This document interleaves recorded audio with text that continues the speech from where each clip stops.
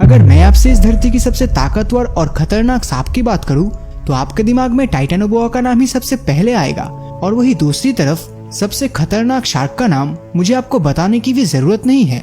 अब एक सांप और शार्क दोनों ही पानी में आराम से रह सकते हैं, इसमें कोई शक नहीं है। तो इसीलिए अगर समुद्र में यही दो जानवर अगर एक साथ लड़ने लगे तो कैसा होगा। तो सबसे पहले हम मेगालोडॉन के बारे में बात कर लेते हैं। इस विशालाकाय जीव का इस धरती पर होने का सबूत हमें तब मिला जब साइंटिस्ट ने 7 इंच लंबे दांतों के एक फॉसिल्स को ढूंढ निकाला।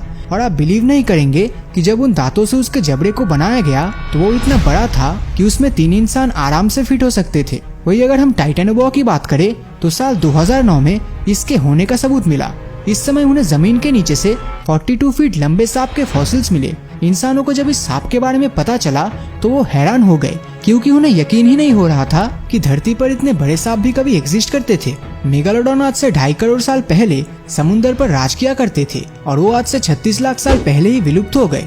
और दूसरी ओर टाइटेनोबोआ इस धरती पर 6 करोड़ साल पहले से रहते थे, लेकिन वो मेगालोडॉन के आने से पहले ही इस धरती से खत्म हो चुके थे। जिसका सीधा मतलब ये है कि इन दोनों जीवों की आपस में लड़ाई कभी नहीं हुई। लेकिन क्या आपने कभी सोचा है कि धरती के सबसे बड़े सांप के साथ अगर सबसे बड़े शार्क की लड़ाई होती तो उनमें से कौन जीतता?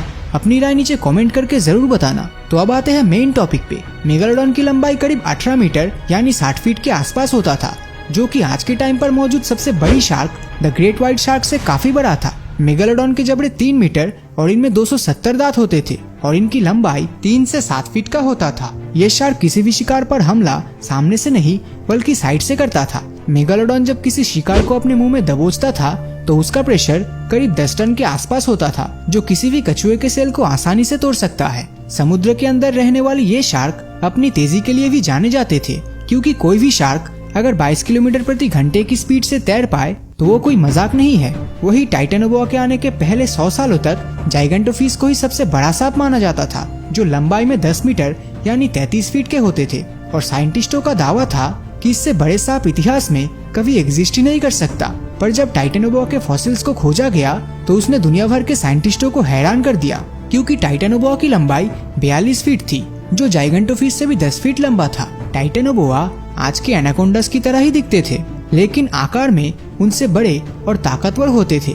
टाइटेनोबोआ भी एक आम सांप की तरह अपने शिकार के विंड पाइप को तोड़कर उसका दम घुटकर मार देता था, और वो उस शिकार को तब तक जकड़ के रखते थे जब तक कि उसकी मौत न हो जाए। रिसर्चर्स की माने तो ये सांप अपने ज्यादातर समय पानी में गुजारा करते।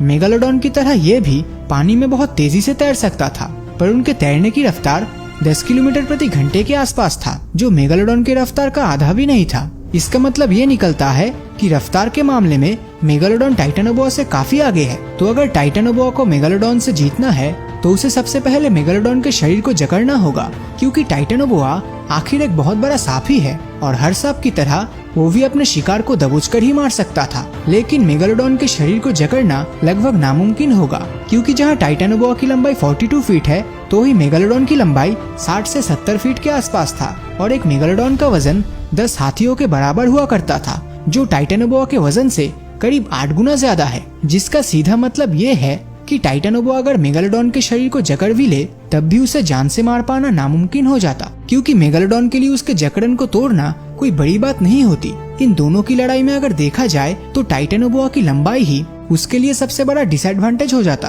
क्योंकि इतनी बड़ी साइज होने की वजह से मेगालोडॉन के लिए उसे पकड़ना और भी आसान हो जाता, क्योंकि मेगालोडॉन उसके शरीर के किसी भी हिस्से को आसानी से पकड़ सकता था और इस केस में टाइटेनोबोआ कुछ भी नहीं कर पाता। जैसे कि वीडियो की शुरुआत में मैंने आपको बताया था कि मेगालोडॉन की बाइटिंग फोर्स 10 टन के आसपास होता था, और अगर गलती से भी टाइटेनोबोआ सिर्फ एक बार के लिए ही मेगालोडॉन के जबड़े में फंस जाए तो पलक झपकते ही उसके शरीर के टुकड़े टुकड़े हो जाते।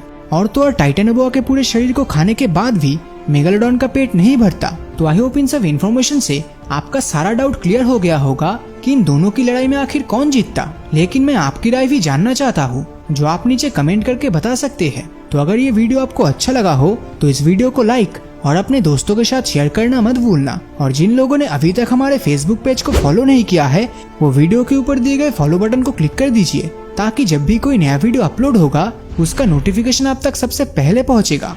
तो मिलता हूँ आपसे अगले वीडियो में, और हमेशा की तरह थैंक्स फॉर वॉचिंग।